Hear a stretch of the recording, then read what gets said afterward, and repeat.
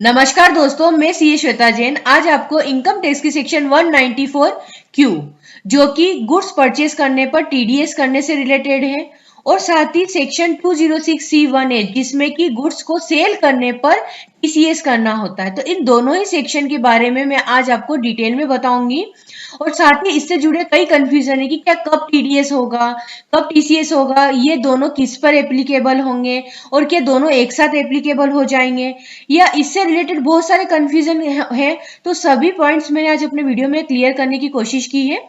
इसमें सबसे पहले मैं इन दोनों की डेफिनेशन हम डिस्कस करेंगे, डेफिनेशन के बाद इन दोनों को कंपेयर करेंगे, उन दोनों के कंपैरिजन के बाद फिर हम जो जितने भी कंफ्यूजन है उन पॉइंट्स को भी हम डिस्कस करेंगे। सबसे पहले तो फ्रेंड्स, यदि आपने मेरा चैनल सब्सक्राइब नहीं किया तो प्लीज पहले इसको सब्सक्राइब कीजिए ताकि आपको रेगुलर अपडेट्स मिलते रहें। और यदि ये मेरे चैनल वीडियो आपको पसंद आए तो प्लीज इसको लाइक और शेयर करना भी ना भूलें। चलिए सबसे पहले हम सेक्शन 194 क्यू के बारे में देखते हैं। Section 194 Q purchase of goods purchase करने पर टीडीएस करना होता है। ये टीडीएस किसको करना होता है? बायर जो कि माल परचेज करता है, गुड्स, यहाँ पर ध्यान रखिएगा सर्विसेज को इंक्लूड नहीं किया गया, ओनली गुड्स। कोई भी गुड्स वो परचेज करता है तो उसके बदले में यदि वो रेसिडेंट सेलर को पेमेंट करता है तो वो पेमेंट करता है और यदि वो पेमेंट 50 लाख रुपए से ज्यादा होता है तो उसको ये टीडीएस करना होता है @0.1% से टीडीएस करना होता है। और ये टीडीएस 50 लाख रुपए से अबव जो अमाउंट होगी उसके ऊपर टीडीएस किया जाएगा। और ये टीडीएस कब करना है? तो जब या तो वो पेमेंट करता है तब, पेमेंट के टाइम, या फिर अगर पेमेंट की जगह उसने अकाउंट में क्रेडिट पहले कर लिया है तो फिर वो क्रेडिट करते वक्त टीडीएस करेगा। मतलब दोनों में से या तो पेमेंट या क्रेडिट जो भी पहले होगा उस वक्त उसको ये टीडीएस करना होता है। पहले थोड़ा सा मैं टीडीएस को भी बता देती हूँ। टीडीएस में ये होता है कि जो पेमेंट कर रहा है यानी कि बायर जो पेमेंट करता है वो पेमेंट में से टीडीएस का अमाउंट काट के बचा हुआ पैसा सेलर को दे देता है। तो ये तो हमने टीडीएस की डेफिनेशन देखी। अब हम सेक्शन 206C1H को देखते हैं जो कि टीसीएस। टीसीएस में क्या होता है कि जो सेलर है उसको टैक्स कलेक्ट करना होता है। इट मीन्स क्या है कि जब वो बायर से पहले वो गुड सेल करता है तो उसके बदले में उसको जो पेमेंट आता है तो उस पेमेंट के साथ वो टीसीएस की अमाउंट भी उससे कलेक्ट करता है। मतलब उस सेल्स टीडीएस में क्या होता है कि जो बायर होता है वो पेमेंट के वक्त टीडीएस काट के बचा हुआ पैसा सेलर को दे देता है, लेकिन इसमें जो है सेलर को बायर से अपना पेमेंट भी लेना होता है और पेमेंट के साथ साथ उसको टैक्स की अमाउंट भी कलेक्ट करनी पड़ती है, ऊपर से उसको टैक्स भी लेना होता है। तो यहाँ पर भी वही प्रोविजन लागू होते हैं कि यदि सेलर ने, वो बायर पे लागू हो रहे थे, ये सेलर पे है। यदि सेलर कोई गुड्स को सेल करता है और उस गुड्स की वैल्यू 50 लाख रुपीज से ज्यादा है तो उसको क्या करना होता है? टीसीएस करना होता है। या ध्यान रखिएगा जो गुड्स है वो अदर देन एक्सपोर्टेड गुड्स होना चाहिए। मतलब एक्सपोर्ट गुड्स पे ये सेक्शन लागू नहीं होती है। और ये टीसीएस की रेट भी 0.1% ही है और ये इस पर भी 50 लाख रुपए से ज्यादा अगर सेल कंसिडरेशन होता है तो ही टीसीएस होता है। चलिए अब इससे रिलेटेड हम दूसरे सारे प्रोविजन भी देख लेते हैं और साथ में इन दोनों को कंपेयर भी कर लेते हैं। सेक्शन 194 क्यू टीडीएस और 206C1H टीसीएस। इफेक्टिव डेट जो है, जो टीडीएस जो एप्लीकेबल हुआ है परचेस ऑफ गुड्स पे वो हुआ 1 जुलाई 2021 से और टीसीएस अंडर सेक्शन 206C1H जो एप्लीकेबल हुआ वो 1 अक्टूबर 2020 से लागू हुआ है। ये किस पर एप्लीकेबल होता है? मतलब ये जो टीडीएस और टीसीएस की लाइबिलिटी है वो किस पर ऊपर आती है? तो टीडीएस के केस में बायर और परचेसर। क्यों? क्योंकि बायर पे मतलब जो पेमेंट करता है उसके ऊपर ही लाइबिलिटी आती है। तो बायर पे टीडीएस के केस में बायर पर लाइबिलिटी आएगी इसकी, और टीसीएस के केस में टीसीएस किसको करना है? सेलर को करना है। अब इसकी जो सेकेंड पार्टी वो क्या होगी? टीडीएस के केस में बायर को करना है तो जो सेकेंड पार्टी वो रेसिडेंट सेलर होना चाहिए। मतलब कि सेलर यदि नॉन रेसिडेंट है तो ये प्रोविजन लागू नहीं होंगे। ऐसे ही टीसीएस के केस में एप्लीकेबल सेलर को टीसीएस करना है और इसकी जो सेकेंड पार्टी होगी वो रेसिडेंट बायर होगा। मतलब अगर नॉन रेसिडेंट बायर है तो टीसीएस लागू नहीं होगा। उसके बाद हम ध्यान, ये रेसिडेंट इंपॉर्टेंट है क्योंकि अगर नॉन रेसिडेंट सेलर या नॉन रेसिडेंट बायर होता है तो टीडीएस और टीसीएस एप्लीकेबल नहीं होंगे। अब देखते हैं कि इसकी कंडीशंस क्या है, कब ये प्रोविजंस एप्लीकेबल होंगे। तो टीडीएस के केस में यदि टर्नओवर, ये टीडीएस बायर पे एप्लीकेबल होता है, मतलब बायर को करना होता है, लेकिन सभी बायर्स को नहीं करने होते हैं। उसके लिए कंडीशन है कि यदि उस बायर का टोटल ईयर का टर्नओवर 10 करोड़ से ज्यादा है। और ये कौन सा ईयर देखेंगे, जिस ईयर में हम टीडीएस टीसीएस कर रहे हैं उसका पिछले साल को देखेंगे। जैसे कि यदि हम 21-22 का टीडीएस कर रहे हैं तो हम 1 अप्रैल 2020, 1 अप्रैल 2020 से 31 मार्च 2021, मतलब लास्ट ईयर का उसका टर्नओवर देखेंगे। यदि लास्ट ईयर में उसका टर्नओवर 10 करोड़ से ज्यादा है, 10 करोड़ से ज्यादा का यदि टर्नओवर है, तो ही उस पर ये टीडीएस की, बायर पे टीडीएस की लायबिलिटी आएगी। इसमें हम टीडीएस के केस में क्या देखेंगे, बायर का टर्नओवर देखेंगे। और सेम के सेम प्रोविजन इसमें टीसीएस में भी लागू होते हैं।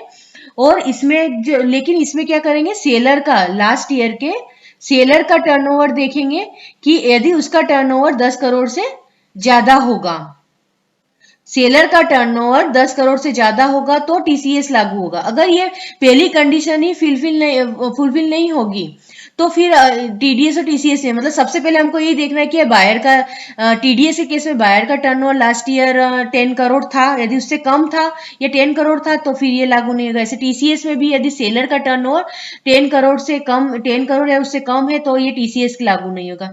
पहला हम ये चेक करेंगे उनका लास्ट ईयर का जो है टर्नओवर चेक करेंगे। तो ये तो बात हो गई कि ये इन पे एप्लीकेबल होता है नहीं। उसके बाद फिर दूसरी जो कंडीशन चेक करनी वो करनी है 50 लाख।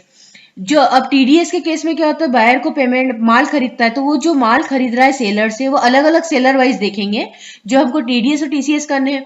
तो 50 जो सब सेलर का देखना होगा उसको, अगर उस सेलर से उसने पूरे साल में 50 लाख से ज्यादा माल परचेज किया है या नहीं। इसकी थ्रेशोल्ड लिमिट है, मतलब 50 लाख तक कोई टीडीएस और टीसीएस नहीं करना होता है। तो 50 लाख आपको सबसे पहले क्या देखना है टीडीएस में कि बायर ने जो माल परचेज किया उसकी सेलर से, उस एक सेलर से उसने 50 लाख से ज्यादा किया है या नहीं किया। यदि जिस भी सेलर से उसने 50 लाख से कम, 50 लाख या उससे कम का यदि माल परचेज किया है तो फिर हमको टीडीएस नहीं करना उस सेलर का। लेकिन हाँ, यदि किसी सेलर से 50 लाख से ज्यादा का अगर माल परचेज कर लिया है तो फिर हमको क्या करना पड़ेगा, टीडीएस करना पड़ेगा। ऐसे ही यहाँ टीसीएस के केस में भी 50 लाख थ्रेशोल्ड लिमिट है। और इसमें भी क्या करना होगा, यदि जो उसने माल बेचा है किसी एक बायर को, यदि उसने 50 लाख तक का बेचा है तो टीसीएस नहीं करना है। लेकिन 50 लाख से ज्यादा का यदि उसने जो है माल बेच दिया है, जो सेल कंसिडरेशन है 50 लाख से ज्यादा है, तो उस ज्यादा वैल्यू पे क्या होगा, टीसीएस करना होगा। तो ये दो कंडीशन है, एक चेक करने के बाद फिर हमें डिसाइड करेंगे कि टीडीएस और टीसीएस करना है या नहीं करना है। अब टाइम ऑफ डिडक्शन या कलेक्शन, टीडीएस और टीसीएस किस वक्त किया जाएगा, तो टीडीएस सेक्शन 194 क्यों बताती है कि पेमेंट और क्रेडिट जो भी पहले हो, यानी कि यदि आपने अगर पहले पेमेंट कर दिया है तो जिस दिन पेमेंट किया है उस दिन टीडीएस करेंगे, या फिर यदि हमने अकाउंट में अगर अमाउंट क्रेडिट कर दी है तो अगर पहले क्रेडिट कर दिया है तो फिर जिस दिन क्रेडिट किया है उस दिन हम जो है टीडीएस करेंगे। मतलब जो भी पेमेंट या क्रेडिट जो भी पहले होगा उस दिन हम टीडीएस करेंगे। और ये टीडीएस उस अगर सस्पेंस अकाउंट में भी यदि आपने क्रेडिट किया है तो भी टीडीएस होगा। अब बात करते हैं टीसीएस में कब करना है, तो टीसीएस में है at the time of receipt of payment, इसमें क्रेडिट का नहीं है। टीसीएस के केस में जब जब हमको पेमेंट रिसिप्ट होता है गुड्स को सेल करने के लिए, तो उस पेमेंट के साथ साथ ही हमको क्या करना है, ये पेमेंट बेसिस है, जब जब हम पेमेंट लेंगे उस पेमेंट के साथ हमको टीसीएस कलेक्ट करना है। ठीक है, अब एडवांसेस की बात आती है। तो टीडीएस के केस में भी एडवांस पेमेंट यदि कोई माल के गुड्स के बदले में यदि एडवांस पेमेंट आ जाता है तब टीडीएस का क्या करेंगे, तो जब हमने एडवांस पेमेंट लिया, इसमें क्या कंडीशन है कि क्रेडिट या पेमेंट जो भी पहले हो, तो जब हमको एडवांस पेमेंट पहले मिल गया है तो हम क्या करेंगे, उस पर भी टीडीएस, जिस दिन एडवांस पेमेंट मिला है उस पर टीडीएस करेंगे उसी दिन। ऐसे टीसीएस तो रिसिप्ट बेसिस ही है, तो जिस दिन हमको एडवांस मिला उस दिन हमको टीसीएस करना है। रेट ऑफ टैक्स जो है टीडीएस होगा 0.1% से, टीसीएस भी 0.1% से होगा। लेकिन यदि अगर आपको जो हम जिसका हम टीडीएस कर रहे हैं वो यदि हमको पेन नंबर नहीं दे रहा है तो हमको 5% की रेट से टीडीएस करना होगा। ऐसा ही टीसीएस में हम जिसका टीसीएस कर रहे हैं यदि वो हमको पेन नंबर नहीं दे रहा है तो हमको 1% से टीसीएस करना होगा। 0.1 की जगह कैसे करेंगे 1% से, और टीडीएस में 0.1 की जगह 5% से हमको टीडीएस करना होगा। इसमें अंतर्गत टीडीएस और टीसीएस में भी क्वार्टरली, एक तो ध्यान रखिएगा इसमें जो रिटर्न फाइल होता है, यदि आपने टीडीएस और टीसीएस करा है तो आपको रिटर्न भी फाइल करना होगा टीडीएस का। तो टीडीएस के रिटर्न को फाइल करना है तो उसके क्वार्टर, पहली बात तो ये रिटर्न क्वार्टरली फाइल होगा, और ये टीडीएस का जो रिटर्न है 194Q का वो फॉर्म 26Q में फाइल होगा, और जो टीसीएस का जो रिटर्न है वो फॉर्म 27EQ में फाइल होगा। रिटर्न के जो टीडीएस के रिटर्न कैसे फाइल होते हैं इस पर भी मैंने एक सेपरेट वीडियो बनाया, उसकी लिंक मैंने डिस्क्रिप्शन बॉक्स में दी है। अब क्या टीडीएस और टीसीएस की रिटर्न फाइल करने के लिए हमको 10 रिक्वायरमेंट है, तो जी हाँ, टीडीएस और टीसीएस दोनों ही केस में हमको 10 की भी रिक्वायरमेंट है। ड्यू डेट ऑफ पेमेंट, तो ये जो हमने टीडीएस और टीसीएस किया इसको हमको गवर्नमेंट डिपार्टमेंट में डिपॉजिट करवाना होगा, तो ये कब करवाना है हमको 7th of next month in which tax deducted, और ऐसा ही 7th of next month in which tax collected, मतलब जब हमने टीडीएस और टीसीएस किया है उसके अगले महीने की 7 तारीख तक हमको क्या करना है, हमको ये गवर्नमेंट अकाउंट में डिपॉजिट करवाना है। और in the month of March, March के केस में क्या होगा 30 अप्रैल लास्ट डेट होगी। ऐसे तो हमको क्या करना है जिसमें हमने टैक्स डिडक्ट किया है उसके अगले महीने की 7 तारीख तक, लेकिन मार्च में यदि डिडक्ट किया है तो 30 अप्रैल तक हम जमा करवा सकते हैं। जब हम देखिए, एक तो रिटर्न फाइल, एक तो हम टीडीएस टीसीएस करेंगे, फिर उसके बाद हमको उस टीडीएस और टीसीएस का पेमेंट करना होगा, फिर उसके बाद हमको एक रिटर्न फाइल करना होता है। रिटर्न फाइल करने के बाद हमको जो हमने अमाउंट टीडीएस या टीसीएस की है उसके बदले हमको सर्टिफिकेट भी तो देना होगा। तो टीडीएस के केस में फॉर्म 16A दिया जाएगा टीडीएस सर्टिफिकेट, और टीसीएस सर्टिफिकेट दिया जाएगा फॉर्म 27D के रूप में डाउनलोड करके आपको देना होगा। यदि नॉन कंप्लाइंसेस होती है तो उसका क्या होगा, तो अगर आप ये टीडीएस के प्रोविजन एप्लीकेबल आप नहीं, मतलब उसका टीडीएस नहीं करते हैं प्रॉपर, तो आपका जो भी जिस पर के हमको जिस अमाउंट पे हमको टीडीएस करना है उसका 30% आपकी जो डिसअलाउ एक्सपेंसेस वो डिसअलाउड हो जाएंगे, और साथ ही इसके बाद आपको इंटरेस्ट भी पे 1% या 1.5% आपको इंटरेस्ट भी पे करना होगा। उसका सबसे बड़ा तो यही है कि आपकी जिस पे हमको टीडीएस करना है जिस अमाउंट पे, उसका 30% मतलब जैसे परचेज पे करेंगे तो 30% परचेज क्या होगी उसकी डिसअलाउड हो जाएगी। और टीसीएस के केस में आपको इंटरेस्ट 1% की रेट से आपको देना होगा। इसके एक्सेप्शन भी हम देख लेते हैं कि अब यहाँ पर एक चीज और क्लियर कर लेते हैं कि what if both the section 194Q and 206C 1H are applicable. अब हमने जैसे देखा था कि 10 करोड़, हाँ 10 करोड़ तक के टर्नओवर तक टीडीएस और टीसीएस नहीं होता, लेकिन मान लीजिए कि दोनों ही केस में सेलर का भी टर्नओवर 10 करोड़ से ज्यादा है और टीसी जो बायर है उसका भी टर्नओवर लास्ट ईयर का 10 करोड़ से ज्यादा है, तब दोनों का टर्नओवर ज्यादा है तो क्या एक ही गुड्स पे टीडीएस भी होगा और टीसीएस भी होगा, तो जी नहीं, दोनों एक साथ नहीं होंगे। तो इसमें हम इसके एक्सेप्शन देखते हैं, तो सेक्शन 194 पहले हम टीसीएस के एक्सेप्शन देख लेते हैं। इसमें सेक्शन 206C 1H एप्लीकेबल नहीं होती है। The provision of this subsection shall not apply if the buyer is liable to deduct tax at source under any other provision of this act on the goods purchase by him from the seller and deducted such amount. यदि buyer TDS करता है तो TCS applicable नहीं होता है। यहाँ तो ये बात हो गई कि क्या अगर ये टीडीएस होता है तो टीसीएस नहीं होगा। ठीक है, अब हमें टीडीएस के जो एक्सेप्शन है वो भी देखते हैं। इसे बोला कि the provision of section 194Q are not applicable if tax is deductible under any other section. किसी और सेक्शन में यदि टीडीएस हुआ उसी अमाउंट पर, या फिर टैक्स इज कलेक्टेड या under the provision of section 206C, या फिर टीसीएस हुआ है under section 206C other than a transaction on which 206C 1H apply. लेकिन अगर अदर देन, इसको टीसीएस को बाहर रखा गया है, मतलब जब टीडीएस और टीसीएस हुआ हो तो ये टीडीएस नहीं एप्लीकेबल नहीं होगा, लेकिन इससे ये वाली जो सेक्शन है उसको इन्होंने बाहर कर दिया। इट मीन्स क्या आएगा कि इस पर टीडीएस लागू होगा। मतलब कि क्या है कि section 194Q superset section 206C1H, यानी कि impose primary liability on buyer to deduct it. अगर दोनों का टर्नओवर 10 करोड़ से ज्यादा है तो प्राइमरी लाइबिलिटी बायर की है कि वो टैक्स डिडक्ट करे, यानी कि टीडीएस करे, और उस केस में टीसीएस नहीं होगा। मतलब दोनों, यदि टीडीएस और टीसीएस दोनों एक साथ एप्लीकेबल होते हैं तो फिर टीसीएस नहीं करना है हमको, प्रायोरिटी किसकी है, टीडीएस की है, जो यहाँ पर बायर को टीडीएस करना होता है। ये बहुत बड़ा कंफ्यूजन था। अब हम इसको एग्जाम्पल के द्वारा भी समझ लेते हैं। सबसे पहले केस देखते हैं। इसमें सेलर का टर्नओवर है 9 करोड़ का और बायर का टर्नओवर है 12 करोड़ का। अब हमको सबसे पहले क्या चेक करना होता है, टर्नओवर के लास्ट ईयर। ये जो टर्नओवर मैंने लिया है वो लास्ट ईयर का ही है। तो लास्ट ईयर का टर्नओवर सेलर का पूरे साल का रहा था 9 करोड़ का। तो 9 करोड़ मतलब कि ये सेलर पे तो एप्लीकेबल नहीं होगा, टीसीएस का नहीं एप्लीकेबल होगा।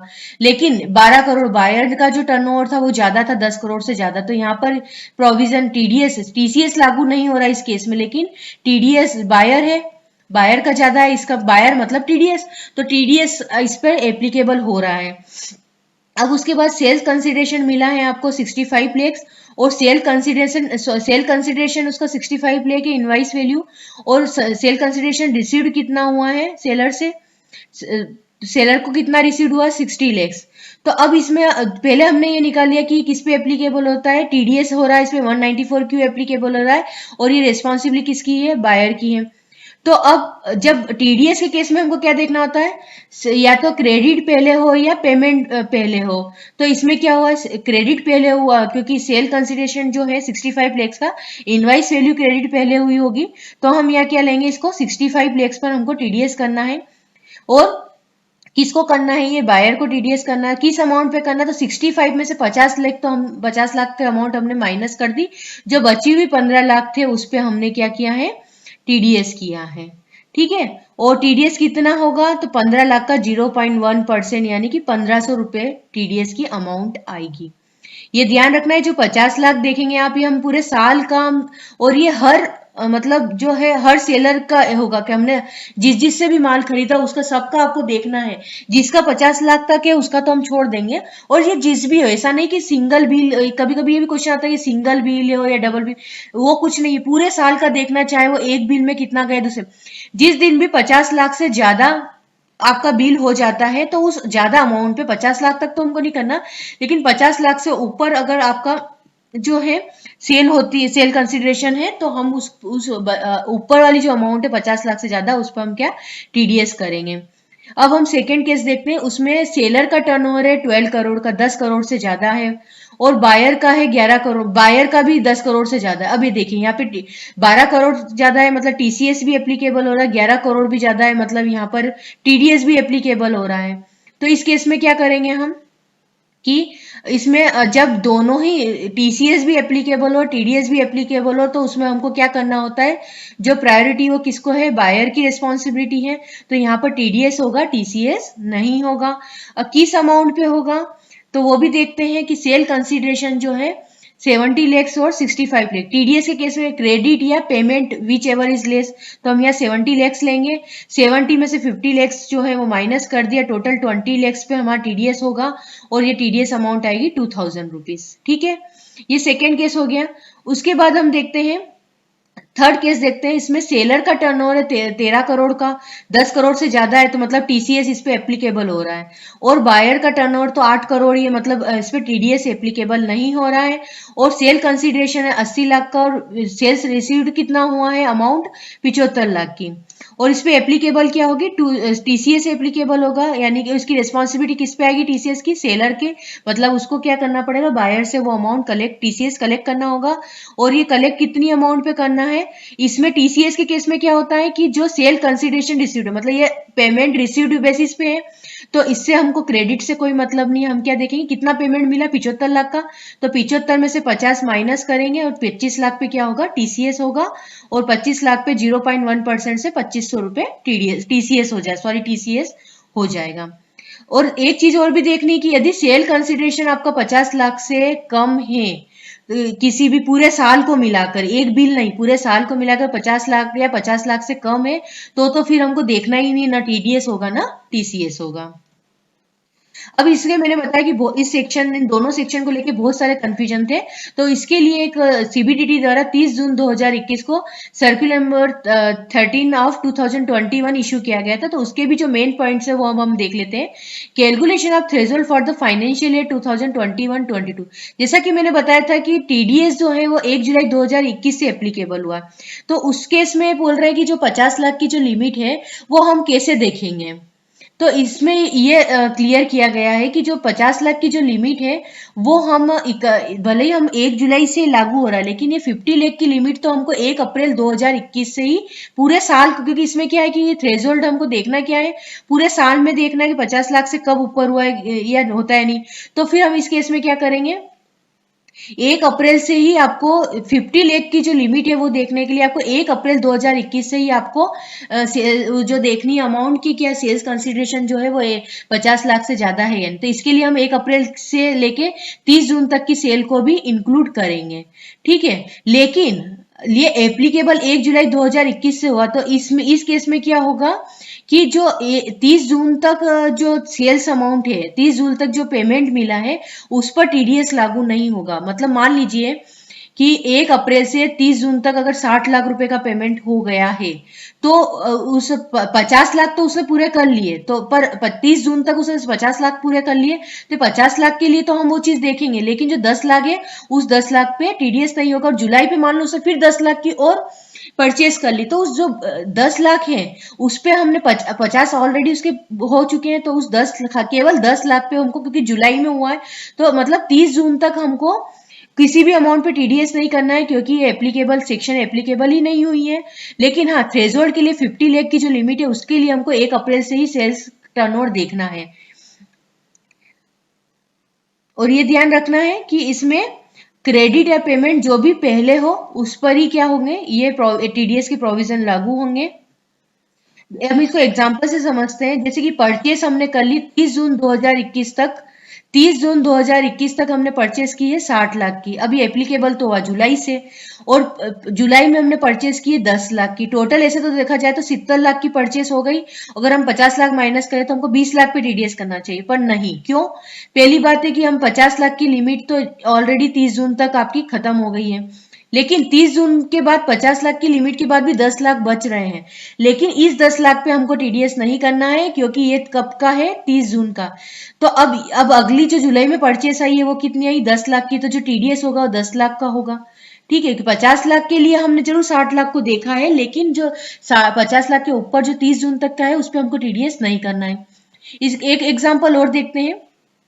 परचेस थी 30 जून तक की 40 लाख की, उसके बाद जुलाई में परचेस करी 20 लाख की। तो अब हमको थ्रेशोल्ड लिमिट देखना है, 50 लाख माइनस करने हैं हमको, तो माइनस के कौन से होंगे, 40 लाख तो ये 30 जून वाले कवर हो गए, और उसके बाद ये 20 लाख में से 40 इसमें से और 10 इसमें से गए, मतलब 50 लाख गए।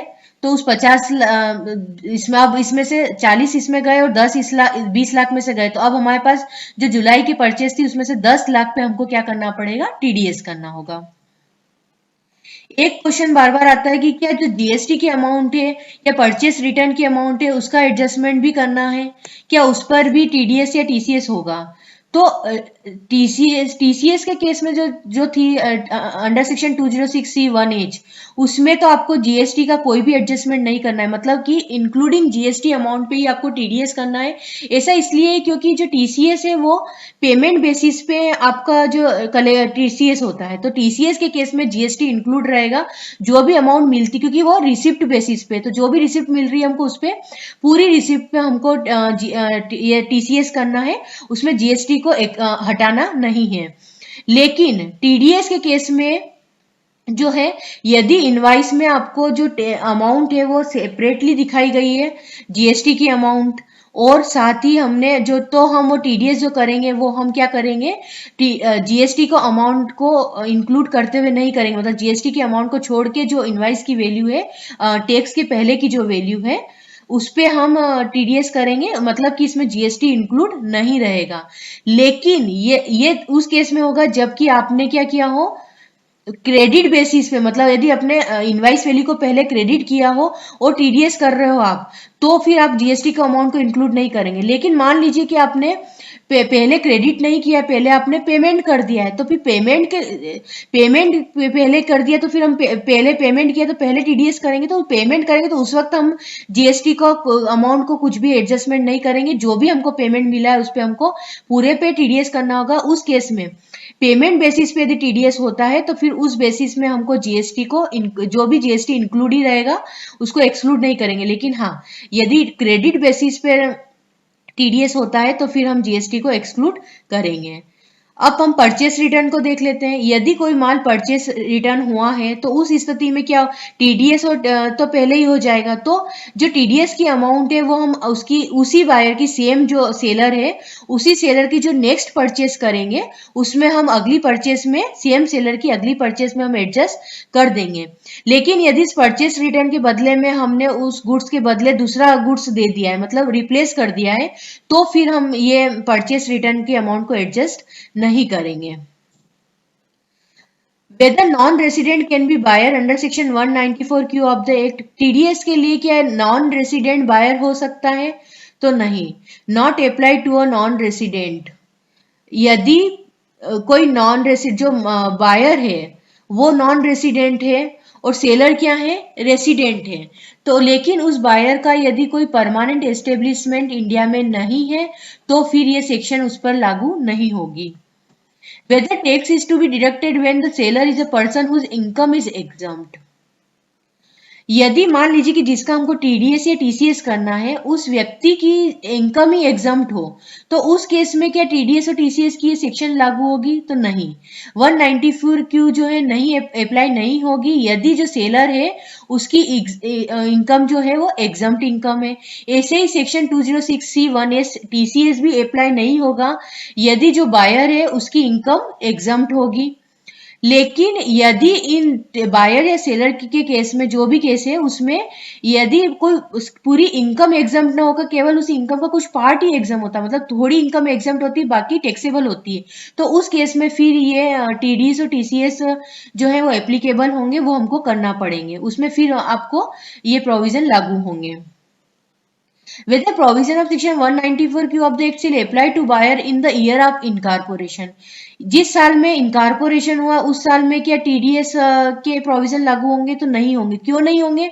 क्योंकि हमको ये डिसाइड करने के लिए कि टीडीएस और टीसीएस के प्रोविजन लागू होंगे या नहीं होंगे, हम लास्ट ईयर का टर्नओवर देखते, तो इनकारपोरेशन वाले ईयर में तो हमको पता ही नहीं होगा कि उसका लास्ट ईयर का टर्नओवर कितना है, तो उस केस में फिर ये जो सेक्शन है वो एप्लीकेबल नहीं होगी। With the provision of section 194Q of the Act shall apply to a buyer if the turnover from business and non-business activities 10 crore or more. क्या होता है कि जो भी 194Q में सेल्स या ग्रॉस सेल्स या टर्नओवर जो है उसमें दूसरी बिजनेस के अलावा भी एक्टिविटी इंक्लूड होगी, तो उस केस में क्या होगा, जब हमको बायर की 10 करोड़ की लिमिट देखनी है, लेकिन उस बायर की 10 करोड़ की लिमिट में बिजनेस के साथ साथ दूसरी ग्रॉस रिसीप्ट उससे हो सकता है उसकी सर्विसेज भी हो या और भी वो कुछ करता हो, तो उसकी जो रिसिप्ट्स है अगर वो सब मिलाकर तो टर्नओवर 10 करोड़ हो रहा है, लेकिन जो बिजनेस एक्टिविटी से उसका टर्नओवर 10 करोड़ से कम है, तो फिर क्या टीडीएस लागू होगा? तो नहीं।